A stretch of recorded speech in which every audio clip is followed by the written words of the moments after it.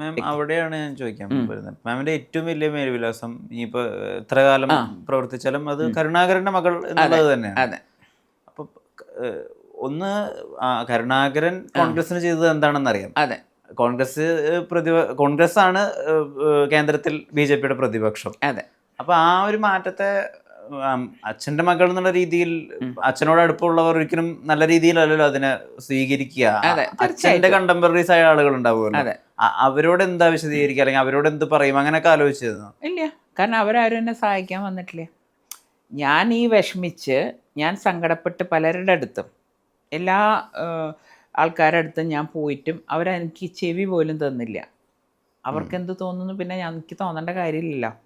നമ്മൾ ഒരു നമുക്ക് നോക്കാം, പിന്നെ ചെയ്യാം, അങ്ങനെ എന്നൊക്കെ പറഞ്ഞ് നമ്മളെങ്ങനെ അവോയ്ഡ് ചെയ്യുന്ന ഒരു രീതിയിൽ, കാരണം മുഖത്തോക്കി പറയാനും വയ്യ ലീഡറുടെ മകളല്ലേ വെച്ചിട്ട്.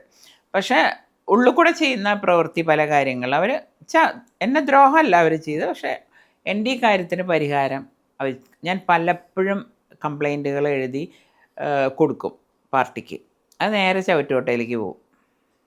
ആ രീതിയിൽ ഞാൻ പറഞ്ഞില്ലേ, ഞാനൊരു ദിവസം KPC പ്രസിഡൻ്റെ മുമ്പിലിരുന്ന് കരഞ്ഞിട്ടുണ്ട്. അത് അദ്ദേഹം പറയും, ഇല്ലയെന്ന് അദ്ദേഹം പറയട്ടെ, ഞാൻ നേരിട്ട് ചോദിച്ചോളാം. അപ്പോൾ ആൾക്കെന്നെ വല്ലാത്ത വിഷമമായിപ്പോയി കണ്ടപ്പോൾ. ആൾ പറഞ്ഞു, ഇല്ല നീ അങ്ങനെ കരയല്ലേ. ആൾക്ക് ഭയങ്കര സങ്കടമായിപ്പോയി പറഞ്ഞു. അപ്പം അങ്ങനെ നമ്മളോട് നന്നായി പെരുമാറിയ ആൾക്കാരും ഉണ്ട് അതിൽ.